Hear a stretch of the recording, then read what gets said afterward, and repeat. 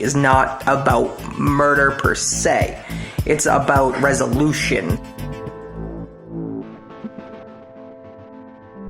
Welcome back to Brutally Honest Reviews, everyone. I'm Evan, and we are resuming the podcast finally. I'm joined here by Justin and Rob, and today we're doing a 3-person podcast because this is going to be our core group, and every week we're going to bring on a rotating fourth who's going to be an independent actor or a comedian or just some nobody who we found on the street. So welcome to Brutally Honest Reviews, and today we're reviewing Sicario 2, aka Day of the Soldado, I believe. I think so. Okay. I'm very Irish. English translation, Assassin, Day of the Soldier. Nice. So, sounds wrong though. what do you guys think about the title right off the bat? Because I'm not a fan of it, but I mean, I've seen Sicario 1, so I don't hold that Sounds against so it. much better in Spanish. Yeah. I personally think it's stupid to keep changing the way you name your sequels. It's a sequel. It's not a sequel. Technically, it's a sequel. It's though. not. It's like a sequel that doesn't directly follow the story of the original. Is an anthology a sequel? I don't think I would consider it. No. I mean, it's part of the same universe. Yeah. It's not a direct sequel. It's not like it picks up 5 minutes where the last one went off. It's like and it kind of goes off on its own storyline. I mean, from my point of view, it's just confusing. I mean, I don't get it. But I mean, anyway, Sicario 2. First thoughts, Rob. This was a lot more action orientated than the first one. I liked the action. The story was kind of like didn't really pay attention to it as much as you did in the first one. You didn't really need to. Yeah. And I really liked the action in this one. Yeah. I kind of thought that, well, I'm going to go a little broader here. I thought that the first one did a very good job of like making Act 1 and 2 very leading and suspenseful, and then Act 3 in the first one was just like, bam! Yeah. And then the second one was just like, nope, 100% action from jump to jump to jump to jump to jump, and I was like, and it puts you in a weird position where you're like, you don't feel that same suspense anymore. Like, you start killing immediately. It's not building up to anything. You start killing immediately, and you're just like, all right, we're here now. Yeah, for me, I think that, and I don't want to give away any spoilers for either movie, even though you should have already seen at least Sicario 1. But Sicario 1, kind of the way that they build the tension, it starts building really early in the movie, so you're already thrown into the story that the tension makes you follow the story. But then you get into 2, and 2 kind of just delivers action after action. And then somewhere in like the third act, I would say, they start to really pull the plot out of it, and you really start to get into it. Yeah. I would agree with that. Yeah. So going into it, when we start the movie, we see Josh Brolin, who is our lead character, Matt, forget his last name. We see him go in, and he's going to interrogate this otherwise Somalian criminal who is in connection with ship robberies, and in specific, he is going in to check why he let a certain ship pass through a port that he guards where he could have just pillaged it.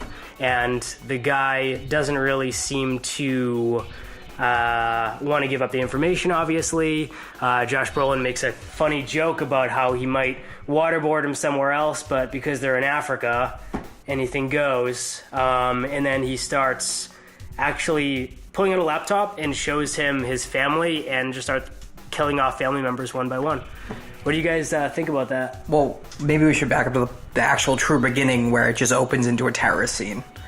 Yeah. Because I thought that was like the most divisive way to start a movie I've ever seen. Yeah. Fitting for this one, but like, I'm not sure. Like, what did you... happened beforehand. Like, the movie just sets up and a bunch of dudes get out, walk into a shopping mall, and you're like, I don't know where this is going exactly.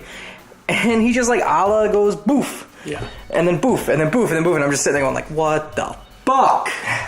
Well, I mean, in the first one, it was all about the cartels.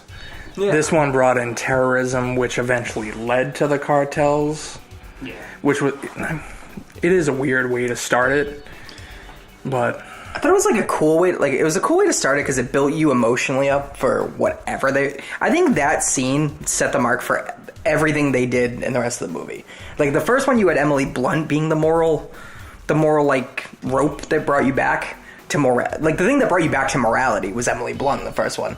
This one was like the only thing that brought you back to morality was just that first scene of terrorism, where you're like, So this is all justified now. Yeah, to explain that scene more, like what happened is like 4 guys went into a supermarket, right? Yeah. And blew up like, what, 20, 30 innocent people. I think it was actually 15 in the news broadcast. Some number in the teens. Yeah. Were dead. Yeah, so that happened, and then Josh Brolin, Matt, tries to go figure out, who's behind this. And he gets a lead, goes to that Somalian pirate and starts interrogating him, starts blowing up family members, and that's where we end up going into another kind of a boardroom scene where they're meeting and discussing, hey, what are we going to do? How are we going to figure out who did this? How are we going to put pressure on the cartel, who they think did this tragedy? And they end up enlisting Matt to find Benicio del Toro, which is, what's his name? Alejandro. Alejandro. One of us is saying it right. Yeah. Yeah. No, go on. Sorry. Keep going. Okay. What did you think about after that whole scene in the shipping container where he's interrogating the Somali pirate? There's never a callback to any of that. No. Ever again. No. I don't even maybe it's because I don't remember it because it was just in transitions, but that happens. They find out it came from a Mexican cartel, and that's it. Then you never get a call back to the terrorism until the third act, and then very end of the movie. which isn't even a callback. It's just really we did all this for what? Yeah. So yes, we were mad that plot was never resolved, and we know I was waiting till the end, but you couldn't wait. Because they never came back to it. Well, because I think it's kind of important because that part doesn't really get brought back up again. Never. By the time we get to the end of this, we're not going to talk about it again, other than our anger for why it never got resolved. Although, think about this, though. It could. What if the reason why they didn't come back to it is actually metaphorical to the terrorist attack not being, the source of the importance that the government places on things? Do you know what I mean? Maybe I'm giving the director and the writer too much credit, but maybe they're playing it off like it's just another terrorist attack. And what's really behind it is what's boiling underneath, and that's the cartel versus government. Well, maybe, yeah. When they found out the true origins of the terrorists, that's kind of where everything was thrown away. You're like, oh, okay. So they threw that away with one line. Yeah. They're from Jersey. It doesn't even matter anymore. Yeah. It changes the narrative, and you're like, no, bring back the narrative because I want to know what the fuck happened.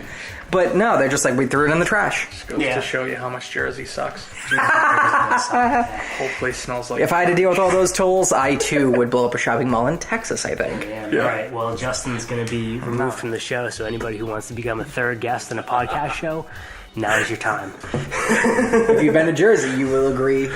Move on. Anyway. So, then we're introduced to this schoolgirl who has, obviously has daddy issues, duh. But schoolgirl who beats up girls, basically. Obviously, she's rough. Obviously, her dad is rough, and she grows up around violence, which is weird because later in the story, when she's exposed to violence, she's kind of a little bitch.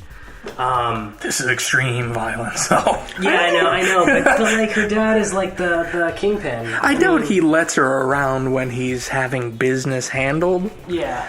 She's probably seen guys get slapped around a bit. Probably not tortured, shot, stabbed. Yeah, you're probably right. Things like that. Probably doesn't understand what her dad does until... Not to the fullest extent. I think she understands what her dad does when she, meets Alejandro. Yeah. Later on, going to be like, oh, I know who you are, and Jesus, you're killing everything that walks.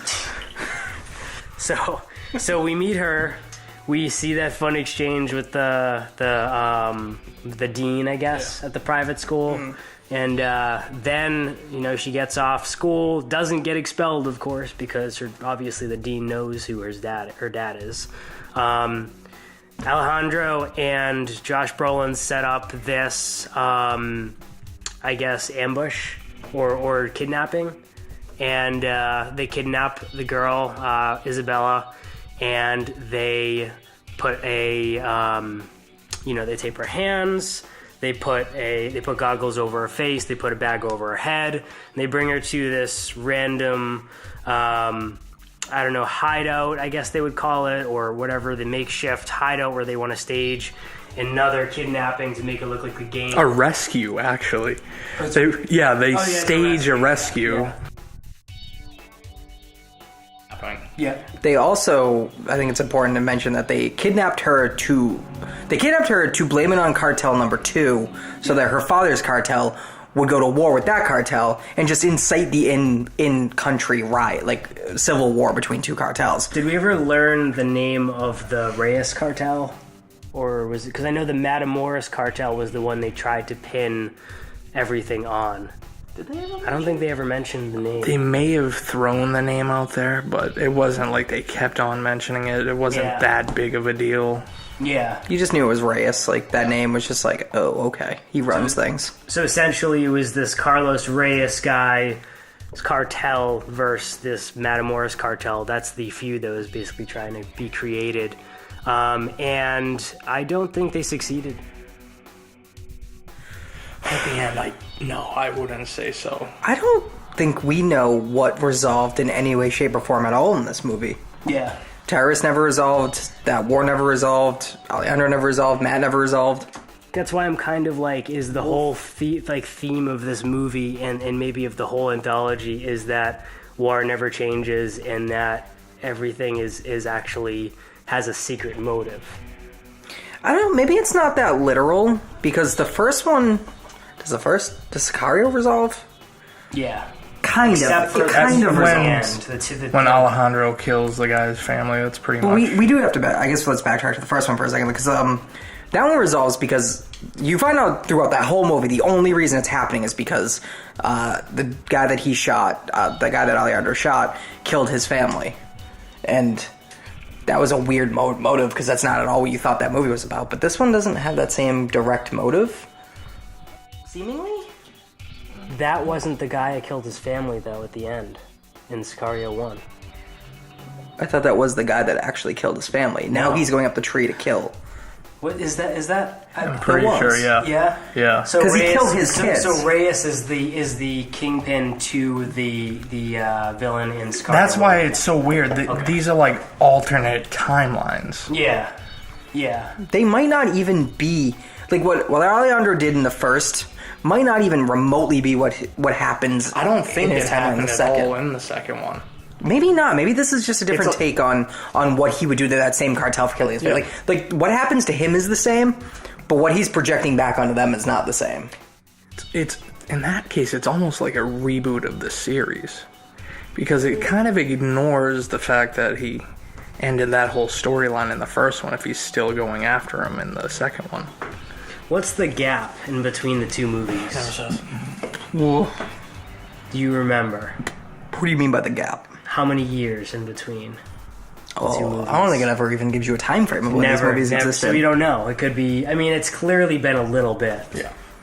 It could be side by side. We don't like if you go with the idea that's in a parallel universe, it's the same damn time frame. Yeah. But it doesn't seem like it, because one reason I don't think it seems like it's in another universe is because Sicario Soldado set up like you already knew who these three guys were. Yeah. Alejandro, Matt, and the dude from Burn Notice. Can't remember his name. I just know he's from Burn Notice. Hold on. He was good. Jeffrey Donovan. Yes. Yeah, he was pretty fun. He was good, but he was useless, seemingly. In the first one, he was pretty useless. Was that the comedic Secretary timing. of Defense? No, that was the guy with the glasses. That was the guy with the glasses. yeah. He was like snarky. Yeah. Beautifully snarky. Borderline creepy. Very creepy. It's Yeah. the pedophile glasses. Yeah. He didn't need to be relevant, though. No, it's not that he needed to be relevant. I just didn't really know what he was doing. But he was a carry-through from movie one. Oh, so he has importance in movie two. Well, I think he was always the one to fly the chopper, no? No. I mean, he's part of Matt's team. Every time he puts a team together, that guy's always on it. Right, that's the way. So it's just people work. that he trusts and that he knows can get the job done. This makes me want to like figure out what Matt's background is, because it seems like you could argue that Alejandro in both movies is the true protagonist. Yeah, like he truly is. But I think like realistically, the movie is Matt's movie.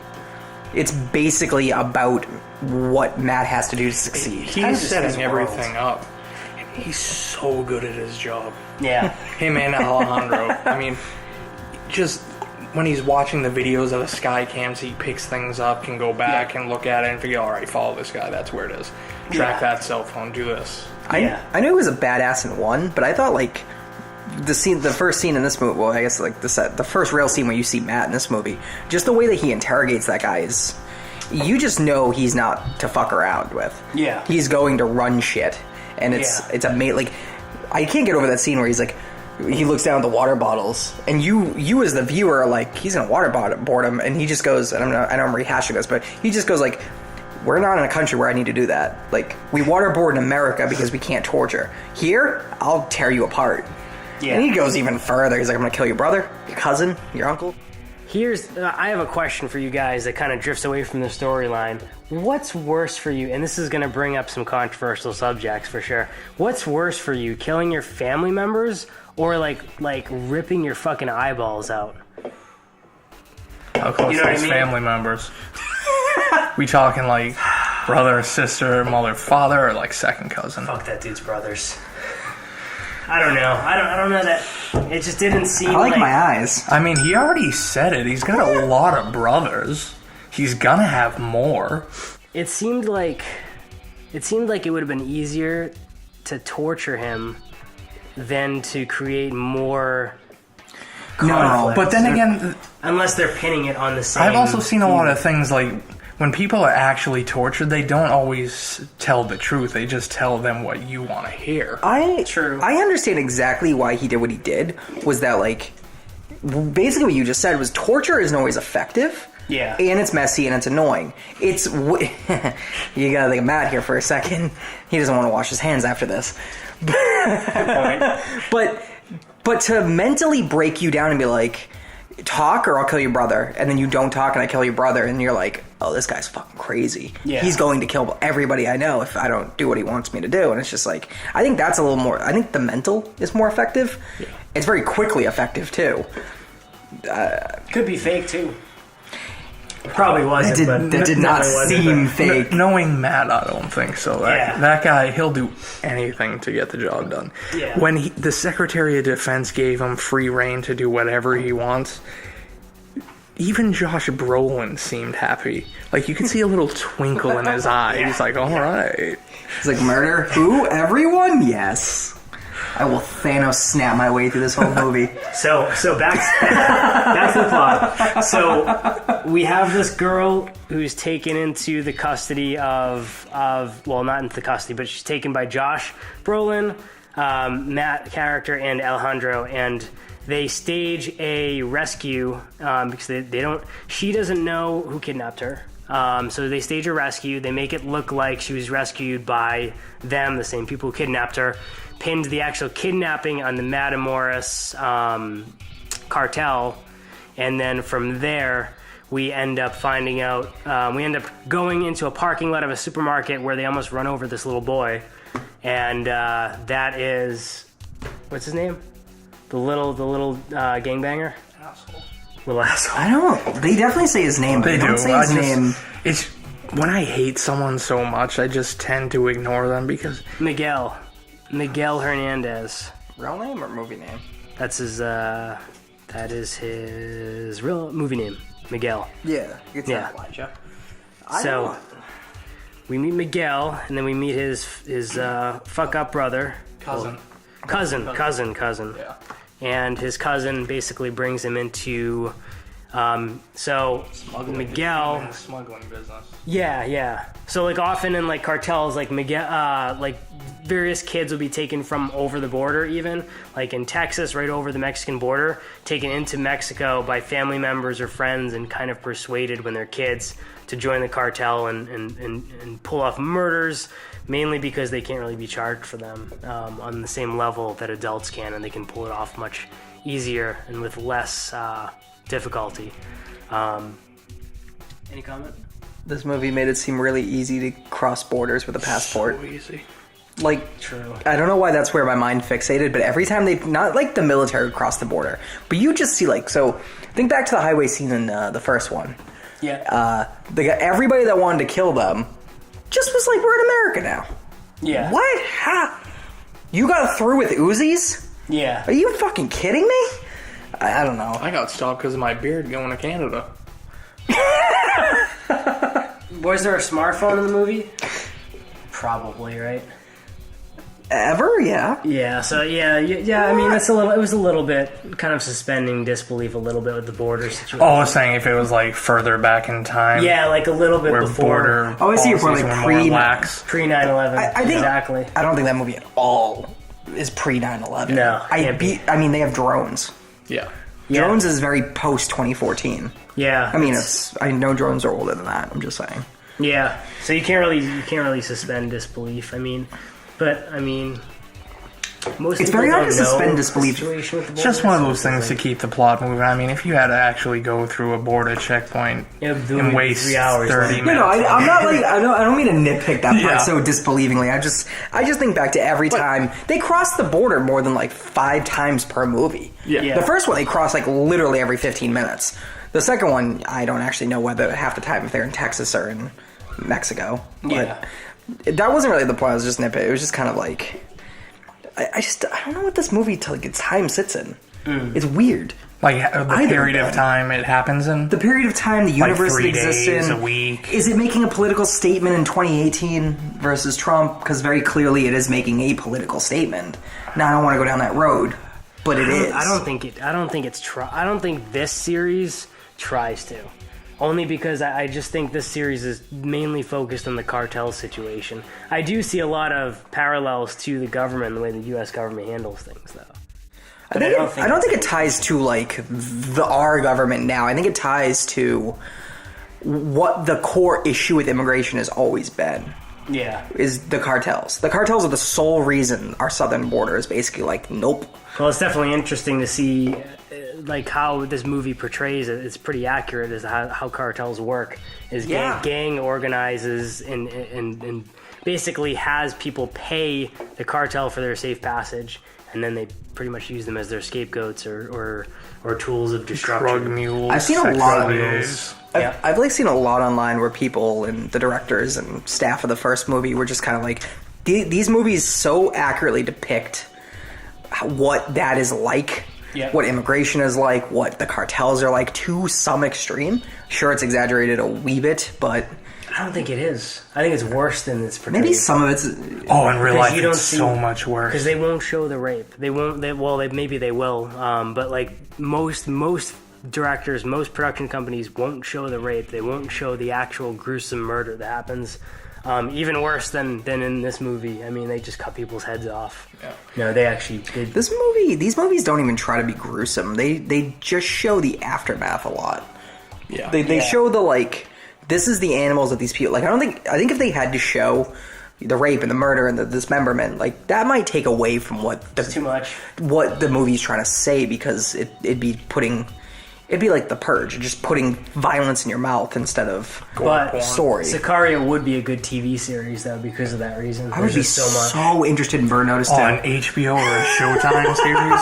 Yeah. Something where you could get as much violence and language in it to where you need to effectively tell a story. I'd watch that. They had that show Queen of the South, which wasn't good at all. Which tried to do that. That they had, and what else they have? The Animal Kingdom's not really. That's not Mexican drug cartel. It's more on home turf. They do cross the border though. But what's it called? Sons of Anarchy. The Mayans is coming out soon. That might play into some cartel stuff too. Yeah, I definitely appreciate this movie teeters in that reality more than any movie I think lately has ever done. It very humanizes these situations. Yeah. Which is, I think that makes it more uncomfortable. Like, the first one made it so... this conversation really just has to be about Sicario and Soldado. Yeah. There's no way we can just talk about one or the other. But it very much humanizes, like, why these movies are so fucked up. Like, it's... like, the movies are just evil versus evil. Which evil do you prefer? Do you prefer the evil that ends all evil, or do you prefer the evil that continues all evil? Yeah. And that's kind of why, like, I think we all unanimously hated Emily Blunt's character in the first movie. The first one, yeah. Hated her. Because we do everything by the book. She stood for, I don't really want to say it because I hate politics so much with a passion, but she stood for, like, conservatism. No. She stood for morality. Conservatives. She was the moral tie to what was happening. But I think that's weird. I could tear that apart in a second. But her character was like the moral roping back in of everything Matt's doing. And Matt's the reason why I hated her so much is because she was more than just moral. She was just like counterproductive. She was just like she saw everything. Because you had to do it by the book with her. Yeah, that's what I mean. Her moralness was so by the book that as the viewer who was already into like Matt, kill what you got to kill, do it, murder everything.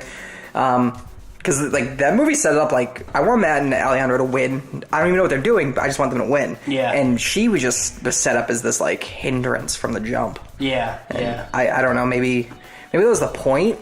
I mean, you definitely like.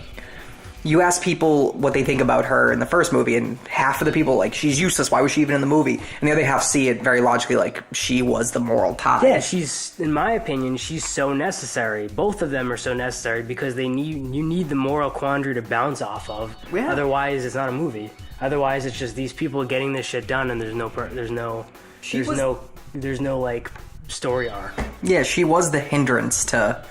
She was the preventative. To let Alejandro do what he needed to do before we even knew what he needed to do. If she wasn't in that movie, they would have got the job done in 30 minutes. I know, yeah. It would have just been like, fuck this shit, let's go home. Yeah. That's it. I'm not saying she wasn't necessary. She was. But I can see the argument for why people are like, I hate her face. And the other half of the people are like, if she didn't exist, this movie would be nothing. Yeah. So where do we leave off in Sicario 2?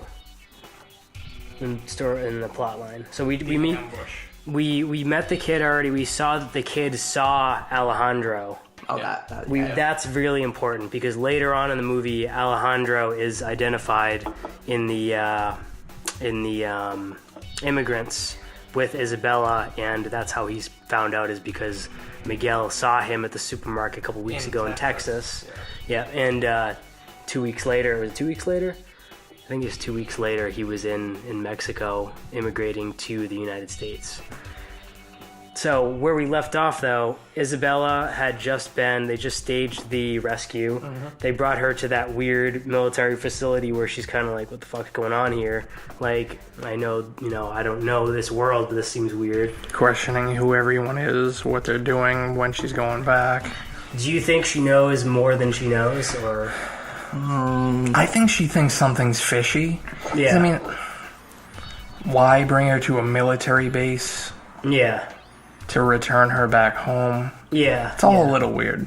Yeah. From her point of view, it's definitely weird because they don't care about her at all, other than like her name is what she is to their scenario. Right. Like if she dies, they're like, fuck it, we already did what we needed to do. In a way, like Alejandro is the only person there that actually treats her like a human being.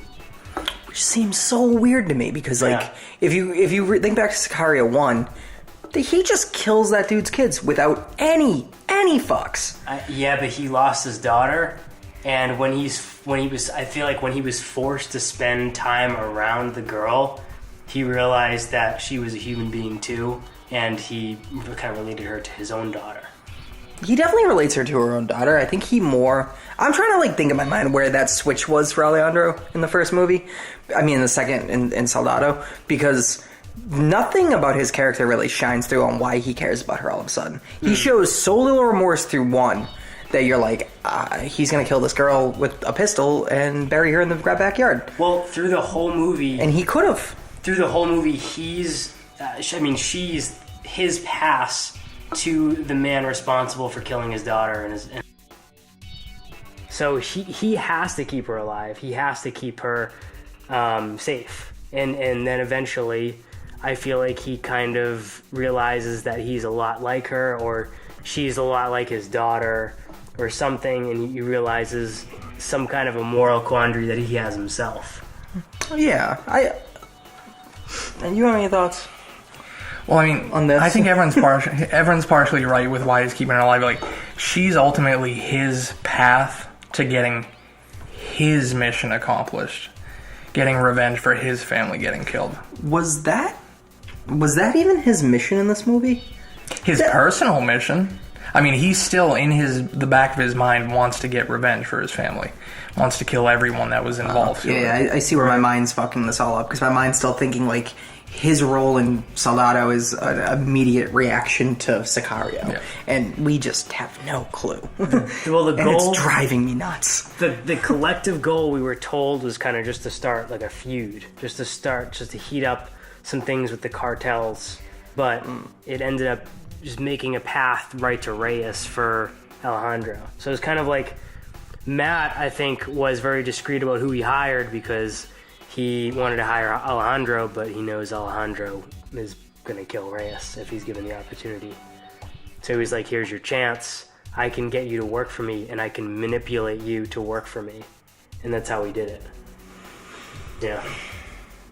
Yeah, I think I'm going to go with that one. Yeah. Like, it leads to his path to get Reyes. Yeah.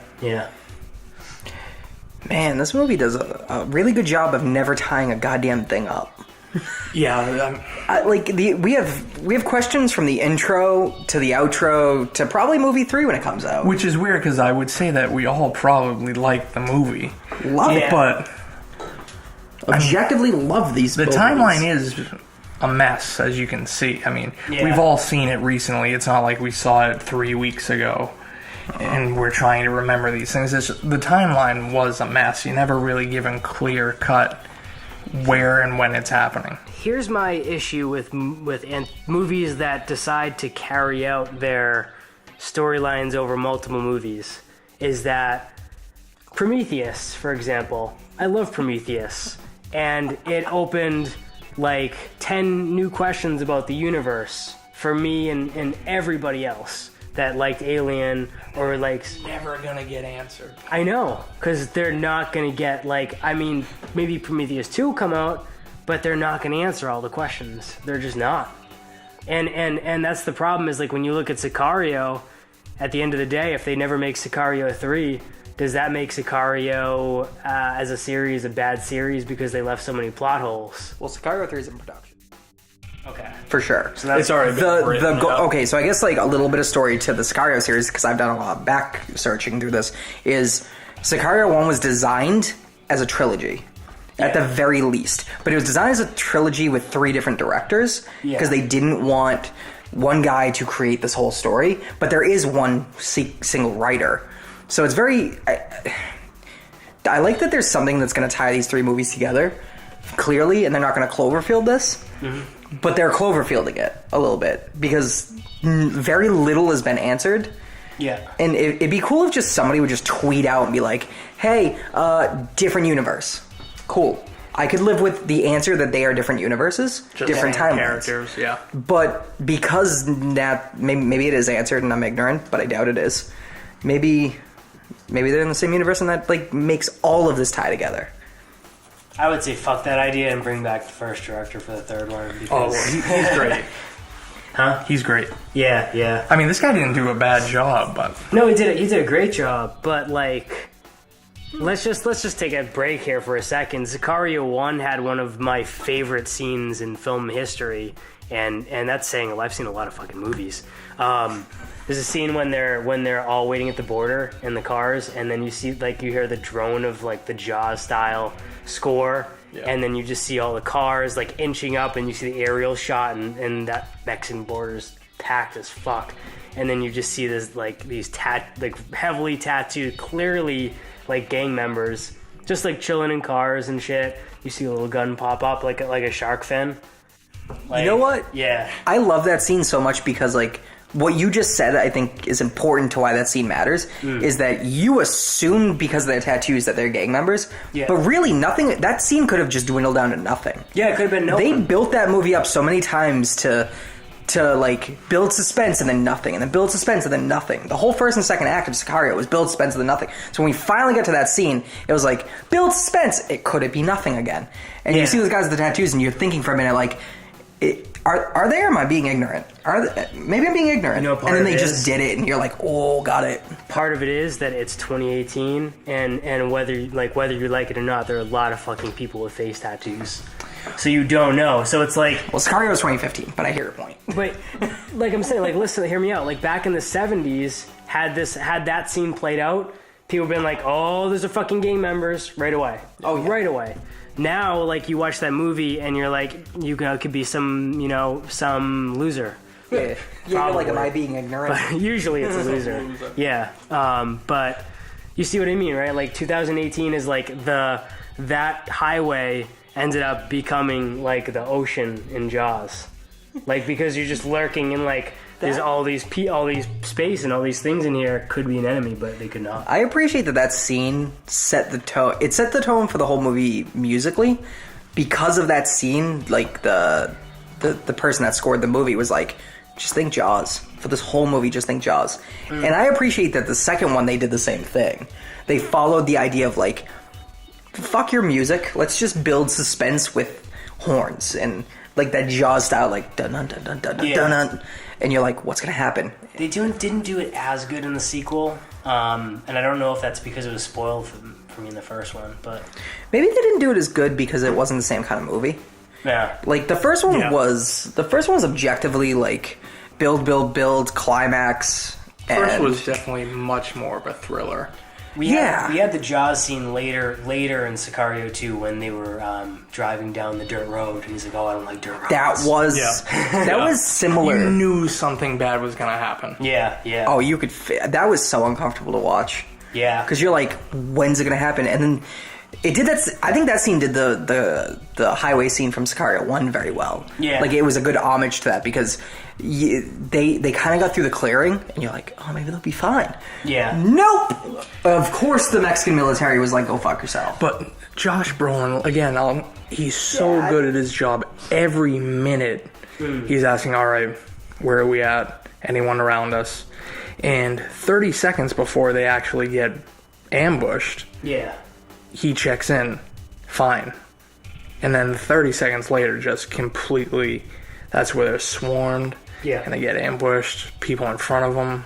You see the guy in the turret in front start to spin around, and you're like, oh, what the Fuck. what's he looking at? And then he spins all the way around, and he's Yeah. like, oh, Yep. shit. Yeah. Yep. Yeah. Because originally, I mean, he's like, oh, there's people coming from the right. Yeah. And then you're like, the guy's turning right, all right. And then he just completely does a 180, aims the gun at them. I'm glad we got to this because that's actually what happens next in the storyline when we left off. That's weird how we worked ourselves back to that. But yeah, that scene that was a pretty good scene. I love that it's gonna be a weird callback. Yeah. But it's hard to not give John Wick credit for the way that these action movies are done these days. Yeah. Meaning, and hear me out, I mean this in that the way that Brolin reacts to being ambushed is like very no fucks. He doesn't ask one question, he just goes, kill everything that moves. If they're not my direct team, kill them. And that's that's something that didn't used to exist in action movies that I can remember. Maybe I'm wrong, but I just mean that he goes forth and just unquestionably does what he needs to do to win, and it makes him look so calculated and badass and on point. And that happened in the first movie too. Yeah. It was just calculated and badass. And the reason I call back to John Wick is like that's how John Wick was. John Wick was just like murder. Like there's the mission, and everything between me and what I need to do is irrelevant. I liked that. Like no offense, but like when I watch like any kind of a military movie, when I see people pussyfooting around like in Jarhead, I kind of get angry and go like I don't want to see this shit. Like I know war sucks. Like I want to see like people who are actually doing their job the way it was supposed to be done, and seeing how cool it can be done, done the right way. I think the difference between you being aggravated and pissed off at things like that is those are just regular soldiers in Jarhead and most other war movies.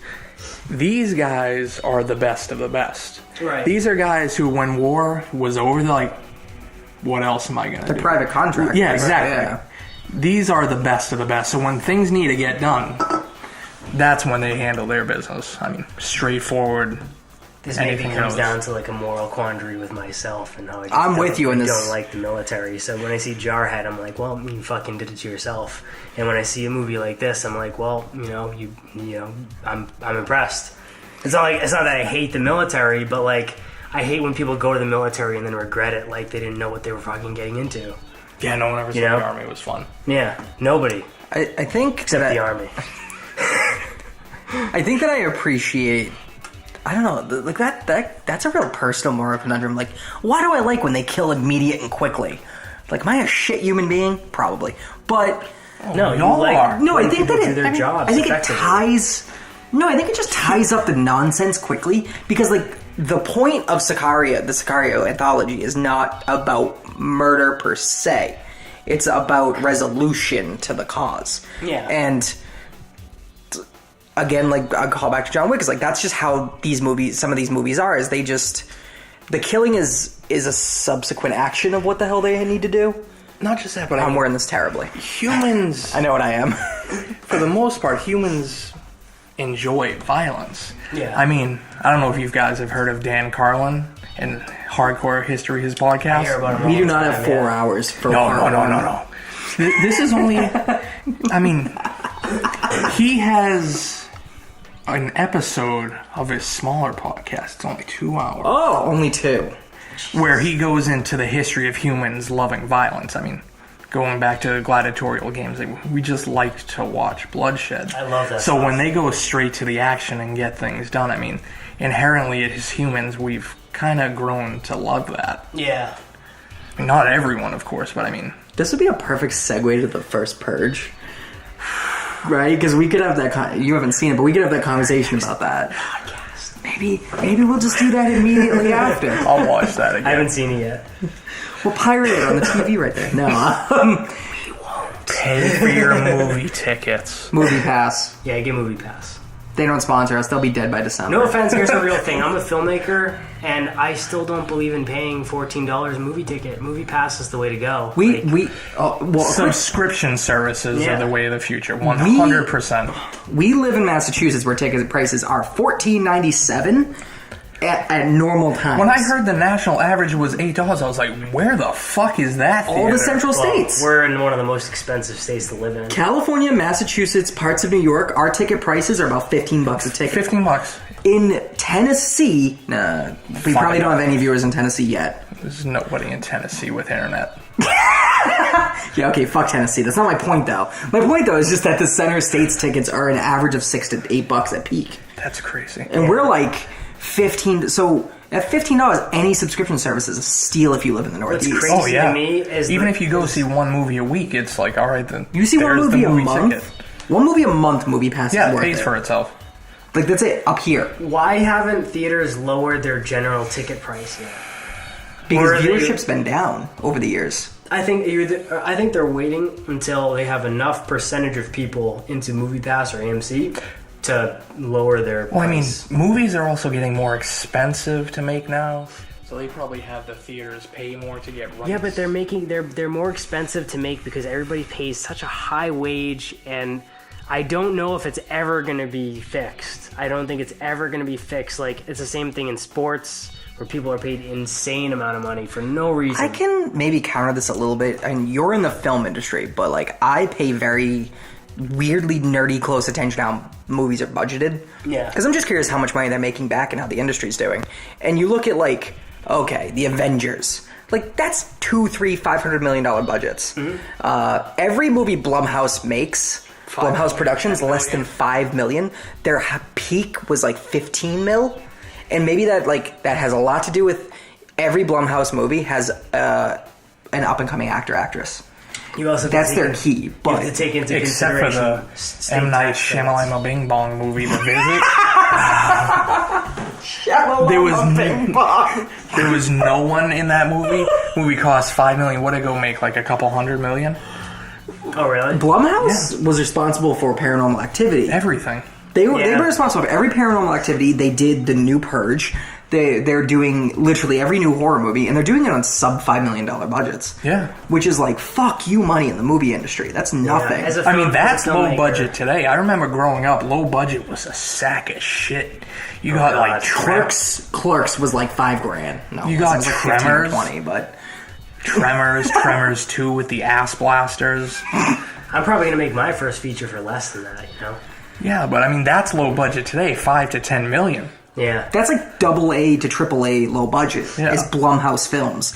but you still have like, yeah, of course you could do Avengers for $150 to $300 million. I think the last one was like almost 500. I'm being subjective. I don't remember how much that costs. So you also have to take into consideration tax credits, because in some For states sure. they're huge. Yeah. Like In they're Georgia. at 35%. That's why they shoot most of the Marvel Yeah. movies in Georgia now. So you can get like Well, a lot are being done in 35% of your budget Massachusetts. off. Yeah. Massachusetts is giving a lot of tax breaks to movies. Yeah, we're getting 5 new shows. I can't tell you which, but they're getting 5 new shows, TV shows coming to this. We? Yeah. We? You and I? Yeah. The state. The No, state. I know. Yeah. Including, I can say this one because I know it's coming back, is Smilf. It's awesome. What is SMILF? Oh, you gotta watch it. Oh, Showtime. It's so good. The hot sister from Blue Mountain State is playing an abandoned single mom. Oh, I didn't know she was trying to there. get. Oh, she I is. saw her in Mixology. Yeah, she's Love in Blue Mountain Mixology. State. She's the cheerleader sister. Huh. Yeah. I don't think that's got ruined for anybody. There's no NDA for this. The whole season is her No, trying to get it some. was announced already. It's the only one that's announced. I I don't can't tell any of the other ones. Yeah. He knows secrets. Yeah. Dude, I can tell some of the places around there where they shot. Like, it's all in Southie, Dorchester, Hyde Park, places Yeah. like that. I'm trying to get on that one. Thank right you, now. The Departed. It was you that made the state still a shithole. So where we leave off? Sicario 2. The scene? The Jaws scene. Just for... No, the ambush.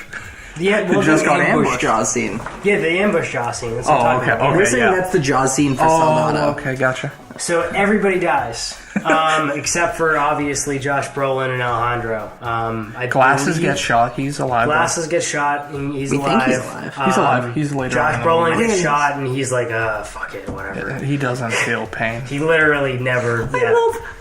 I love that. He's just like, I'll need stitches tomorrow too. Oh, the girl escapes. Yeah. She runs away. So stupid. My one plot hole here is like, we got how many cars that still work? 2 or 3? You got how many guys that There's still only alive? one car that doesn't work. Right? Their car. Yeah. Everyone else was just shot. How long does a shootout happen? Minute? How far could she have gone? Yeah. She got very Right. far very She quickly. got very fucking far. Far enough to where they couldn't see her on the horizon. Yeah, So. that was a little bit of a small And plot hole. reached another road. But like, Yeah. not so far that Alejandro didn't catch up to her within 15 seconds. But like, it was weird that Josh Brolin, who's like this calculated, like to a T, everything's done correctly person, that he was like, oh, you go fucking find her. I don't give a shit. Well, originally, no, he was going to have the whole team follow her.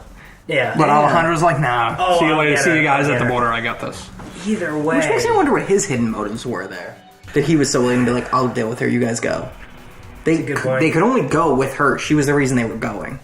Josh Brolin should have known, if that was the case, Josh Brolin should have known, like, hey, Alejandro's gonna go fucking kill Reyes without our permission, because that's exactly what he was gonna do. Yeah, I could see that. Taking Yeah. her, bringing her back, leading to Reyes. So small plot hole there, but forgivable. Because when we meet I mean, up- I wouldn't even attribute that to being a plot hole. I mean, again, I would just attribute that to being the whole timeline and everything not really being organized. Yeah. Maybe. Yeah, you know what? And I mean, there was just a gunfight. Yeah. But the problem is, like, when we're watching a movie, we're not in a fucking gunfight, so we see it and we're like, plot hole. So I don't know. I mean, I don't know if like I said, it was forgivable. Like, I didn't care. Yeah. Well, I mean, again, I like this movie so much. I didn't care about those things. Like, if I'm still enjoying a movie and there's things that happen, like, oh, whatever. Yeah, you sweep it under the rug. Whatever. I think every plot hole in these movies are forgivable because we so desperately want answers. Yeah. I want answers so much more than I want to shit on this movie. Like, Yeah. I want to tell everybody that watches this and listens to this, go watch Sicario, go watch Soldado, and please, dear God, support this because Yeah. I want a third one. a third one, I want a fourth one, I want an eighth one. I don't give a shit if this Cloverfield's it until the day we're dead. I just want answers. Yeah. And I'm hoping that all Hopefully. the answers will be in the third movie at least Yeah. that weren't answered in the second movie. Yeah. Because if they delay it again, I'm going to get a little mad. Yeah. I think that, like, the way that the second one was done, the way the director set the second one up, he basically backed the third director into a corner. The third director either... Do we know the third director? Well, No. Well, maybe. They could pull a Star Wars and just get Dennis back for the third one, like how Star Wars is getting They might not, because that's how the producer... back. The producer very much came out and was like, I don't want the same director. He definitely wants all three different ones. He wants all three done by different Because, I mean, I feel like that would wrap up the storyline if you get the same director in the third as was in the first one. You know what I'm saying? Well, I don't know. Maybe the writers are the same for all two or three, but the director is definitely different. Yeah. So obviously the way it's going to be shot is different. The story maybe is not contingent on the director. I just looked up Sicario and saw that there was a 1994 film called Sicario, and then I realized that it's just another language, and that Sicario is a pretty common word. Yeah, just means like assassin or something like that. Yeah. But anyway, where we left off. So the girl runs away. Josh Brolin goes back to the base, talks to Miss Lady. What's her name? From Full Metal Jacket. Yeah, I thought she was bad in this movie. I'm not gonna lie. Who? Joker from Full Metal Jacket, Secretary of Defense. Oh, What is that her evil name? bitch. The leader, the Secretary of Defense. I can understand where she was coming from, but at the same time, like, he should have just pistol whipped her. I just for hate me, that lady. I saw bad. I just didn't like So the bad acting and wasn't get very out. good. Such a jackass. What's her name? Maybe she's meant to be Catherine unlikable. Keener. She's generally really good, but like She's not a bad actress. I mean, she's... But like some of the Just hate scenes her with Josh character. Brolin, like it just like the chemistry wasn't there for me. I just feel like it wasn't like a scene for me. It felt like when I do film, so like I see like for example when we have a scene in here and we do like a actors come in and they do their scene in front of the green screen for like an acting class. And that's kind of like it didn't seem like it was out. It didn't seem like it was their best take. Yeah. That's my thing. I mean, maybe I can counter that by her entire role in this movie can be summed up by the way that she just dismissed the terror attacks. Yeah. Like, in her one sentence where she's just like, it doesn't matter anymore, it's not the narrative, they're from Jersey. And it's like, did you just fucking end a storyline by saying Jersey? Like, really? I thought her writing... And that says everything about who her character was to this. Her writing could have been a little bit more powerful. I feel like she was more to Josh Brolin than they actually ended up telling us. Didn't you feel that? Like, I felt like she was someone that Josh Brolin has been working with. Like he's dealt with her Either many times. had a along his relationship job. with or yeah. worked with her for a long time. I kind of got the implication of like a disconnected long-term relationship. Together before. Yeah. You don't think they were dating ever?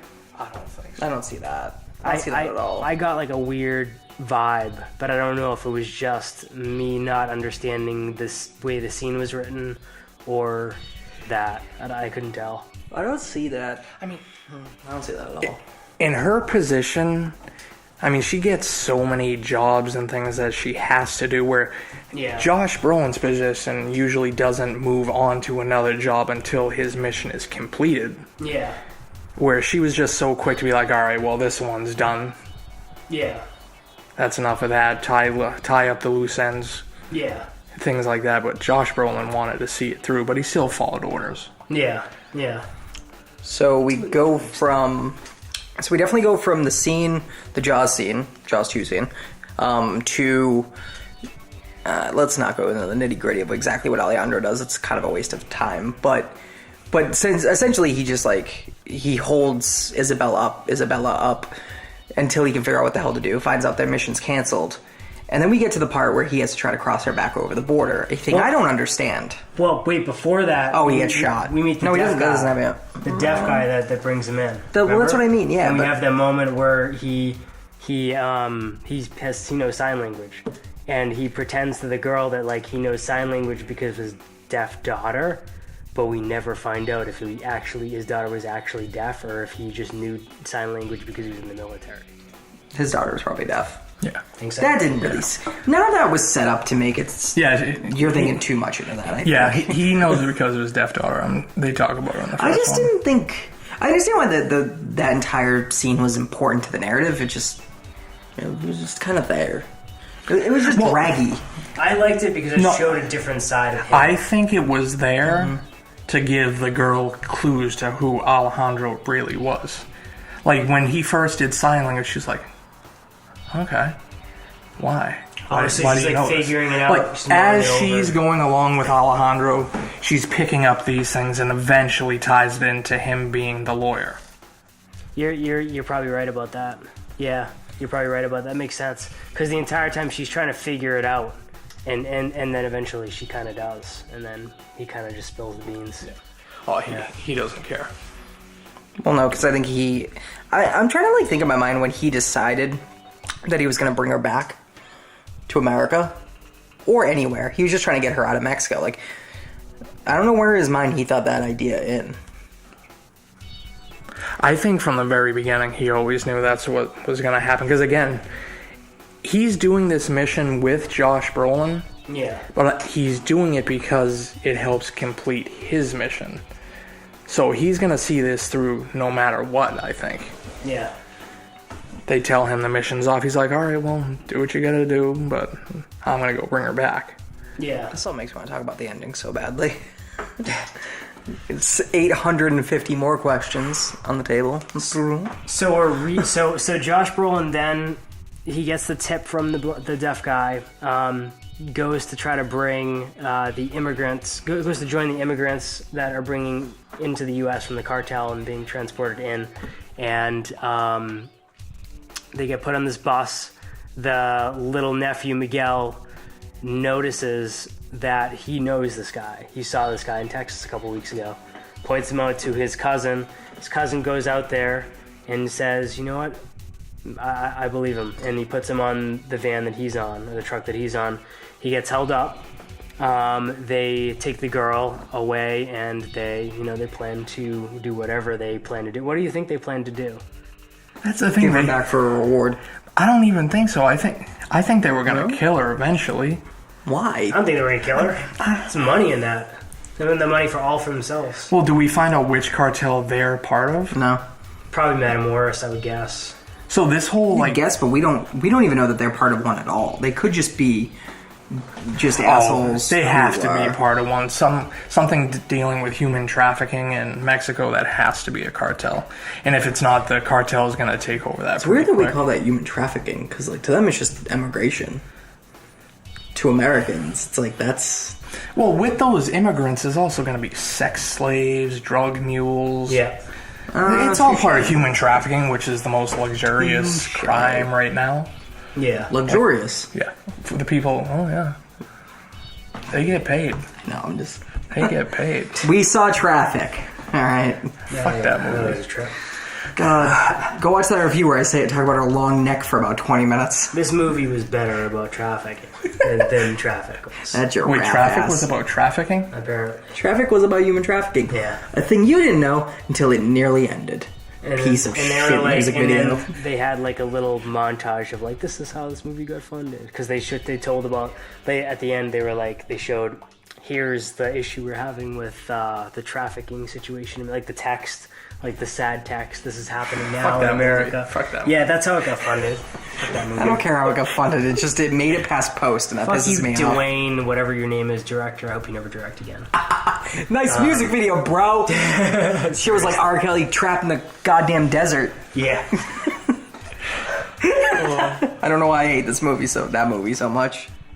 So he gets the same treatment. He gets, bag over his head, whatever. They kidnap him. They bring him out to the middle of nowhere. They try to get this teenager to shoot him. Kid can't do it. They kill him, which pretty much shows how realistic cartels are shitty people. I thought that whole thing was a ruse. I thought they did take him out back. Yeah. But watching it, when they actually put the gun to his head and saw the way he reacted, I was like, all right, there's no way this is Alejandro. I don't feel like he would really care that much. React that way to it. But I was thinking the same shit, and then I was like, but how is he David Copperfield? How did he switch? No, not that he switched. I thought that the other cartel did it to try to get the true story out of the girl. I just read way too much into it. I was like, all right. Oh. You know what I'm saying? Yeah. They're like, all right, where is this guy really from? Yeah. Yeah, I see your point. They didn't delve into who he was at all. They just went They were very Mexican cartel about it. They just accepted the fact that he said that he worked for her family. She was like, oh, I hired him to be my dad. Yeah. He says he works for your family. Oh, he does? Oh, okay, yeah, that's cool. Yeah, that was fun. And then that's when they decided to kill him. That's why I thought they pull the old bait and switch. Yeah. You know? I could see why you thought that. Yeah. It didn't. I was thinking that, like, it can't be him. Like, they didn't really just kill him off. And then I was thinking, oh, it could have just gone through his like, that's... When I saw where it ended, I was like, all right, I mean, you can survive from that. He's gonna hurt. So his teeth are gonna be all fucked up. To give away that crucial element, which leads to the ending, Miguel is not a bitch. And presumably kills Alejandro, shoots him in the face, ends up going through his cheeks. And we think he's dead. We don't know yet. But obviously he's alive. My perspective, I thought he was dead. I didn't look at his cheek at all. Like, I thought he was too, but like how are you gonna y'all are kill fucking off nerds. that? I was hoping he wasn't dead. The whole time I was like, they're really gonna fucking kill this guy off? Yeah. The coolest character in the movie. I thought they would because And I was this like, movie- all right, he's not dead. Yeah. He'll be back. Yeah. Like, just hoping in the back of my mind. I accepted his death as I accepted his could be death as death because this movie doesn't seem like it gives a fuck about any character. Like, True, but where does it go if he dies? this is all stemming from the fact that I don't think, like, I know instinctually that Alejandro is the protagonist, but I don't feel that he really is to the story. I think Matt's the protagonist. I'm wrong, but it's just how I feel. I think you're wrong only because I think Matt represents one side of this, like, huge force of power that's fighting against, what's her name, Catherine Keener's, the U.S. government's force of power, fighting with Mexico's cartel's force of power, and then you have Alejandro in the middle of it and is like, I'm going to do justice.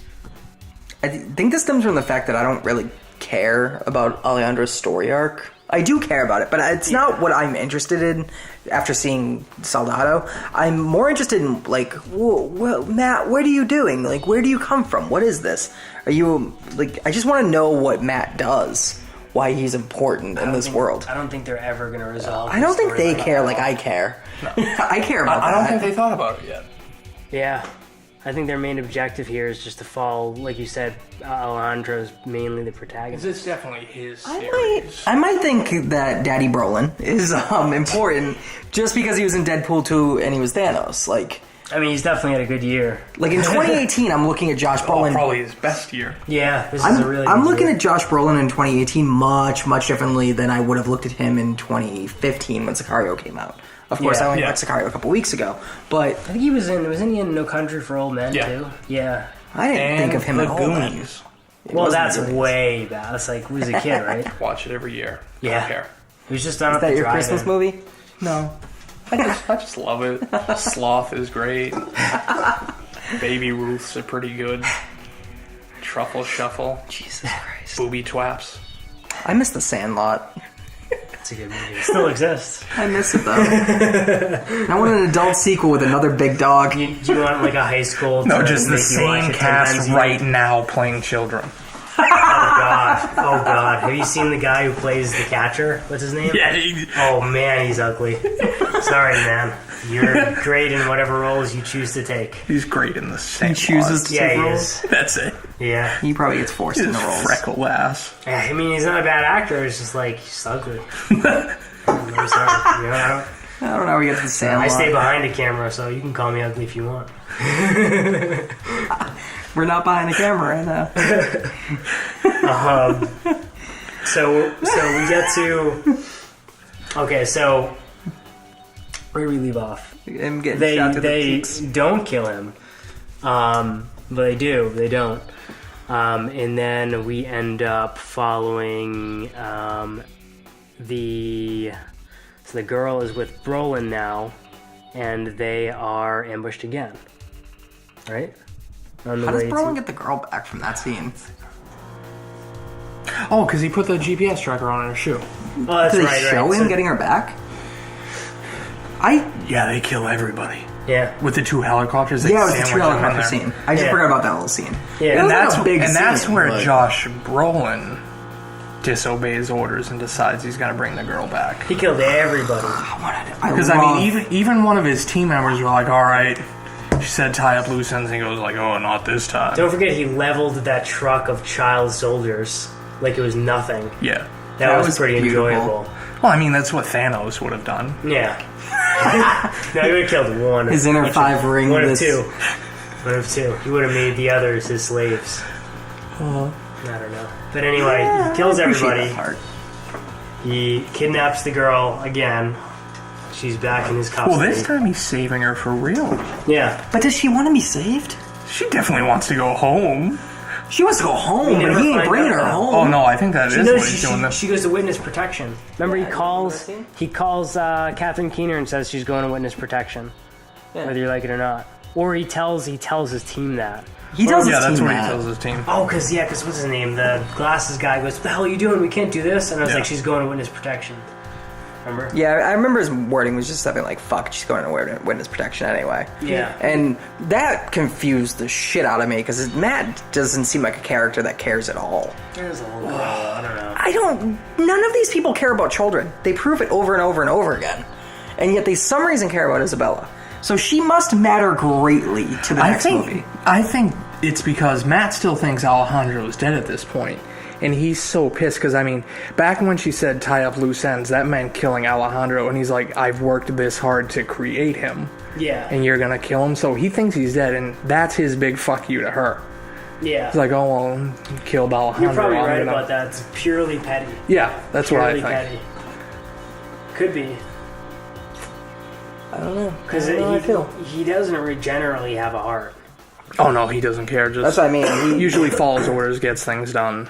Yeah. But here he's like, all right, you killed Alejandro. Well, I'm going to do what you didn't want. Yeah. Yeah, that seemed very uncalculated. Like, I'm not sure why he did that. And, of course, this goddamn movie doesn't explain why he did that. No, I mean, maybe they will. And will it ever? You never know. I mean... And then we find out Alejandro is actually alive. Pulls off the bandage, rolls over in a really awkward scene where he undoes his tie with the dead teen's belt buckle, which me and Taylor were laughing must have been like ridiculous to film. Like 40 takes of him just rubbing his arms on some teenager's nuts. Hopefully it was a dummy. I said the same thing. I was like, yeah. I mean, because if not, I mean, enough friction's eventually going to cause something in a teenage boy. I mean... Yeah, Josh Brolin was paid well. Or, I'm sorry, Benicio del Toro. Yeah, was paid well. How in the fuck did we get here? Yeah. Anyway, he escapes his shackles. He ends up stealing the green car where the dead people are or whatever. Steals the car, drives and you know is all fucked up. Is trailed by, it looks like just a couple of random gangbangers, and he tosses a grenade in their car. That was so good. That was pretty so enjoyable. badass. Yeah. He's falling over, he's like, It was really... and then he pulls over and he's like, all right, I'm just going to die here. And then he doesn't die. He's like, oh, I guess I'll keep going. Yeah. That was pretty cool because it showed that like his wound wasn't necessarily fatal, but it was definitely he probably lost so much Took blood half at his that goddamn point. teeth out. Yeah. Oh yeah, he's got no molars. It was gruesome. Great special effects. By the way. That was awesome. Like the way they did his makeup. Imagine him choking on that blood throughout all the takes. Oh man, that would have sucked. Yeah. Oh, and then the icing on the cake. 1 year later, we come back to the restaurant where Miguel, the little boy, he's all tatted up now. He's all tatted he's got up. That neck his tat. hair slicked back. The little boy, and Alejandro surprises him in the break room or the manager's room. Yeah. And says, "So you want to be a Sicario?" And then we end the movie. I hope he fucking killed that kid. No, he definitely hired that motherfucker. I think he hired him. They too. definitely did something along those lines. But what definitely frustrated me most about that was like, why did that get tied? Not up, but, you know, loop one. I got loop. Well, because they were following the kid the whole movie, and he didn't die, so obviously he was going to be a part of the next. That's like a strange answer, because like the movie follows a lot of characters, and that one gets sort of loosened, titered. I don't know. Again, now that kid is clearly part of one of the cartels. Yeah. Maybe it followed him the whole time because eventually it's going to lead back to Alejandro's story and getting his mission accomplished. Like he sees this kid as his way in, maybe. Maybe that's what he sees. I mean, because otherwise, why again follow this kid around other than? But I very much question what's his relationship with Matt? Does it exist a year later? Does he just still pretend to be dead? I don't think Matt knows he's alive. I think Benicio del Toro, Alejandro is going to be mad at Matt for not going with him through and basically telling him he can't help him over the border. Oh, I don't think he was that mad about it. No, he said right there, he's like, all right, do what you got to do. I don't think he held any grudge with him during that. You could see, I think I was reading his eyes in that scene to see if he held any hate. Yeah, because he's such a good actor. You can just read faces in a movie like this and just kind of have a sensation of what he's supposed to feel. And I don't think he genuinely is just this is how this industry works. You were told to do a thing, and if you don't do the thing, you're more fucked than I'm fucked. Well, I think he's still going to go after Rhea still. Oh, that's, I think, exactly. And I don't think that ever ends. And for some reason, though, I feel like there's going to be a conflict between Matt and Alejandro. I feel like Matt is going to be hired by the U.S. government to have something to keep Reyes alive for some reason. Unknowingly, there may be a conflict, because I do think he thinks Alejandro's dead. Yeah. Yeah. He definitely must think he's dead. I don't think if he finds out he's alive, he would want to hurt him. Doesn't seem in his favor. No, because again, he created it. Could tie. I think I'm with him on that. It could tie into if there is another movie and that's the conflict, and those two are not on the same team, Alejandro and Matt. Maybe they interject, but probably not. Yeah, I'm not really sure what a movie 3 could even be after seeing what movie 2 is. Yeah. Movie 2 is not at all what we thought movie 2 would be. Not even in the slightest. So movie 3 could be about Bugs Bunny. I don't know.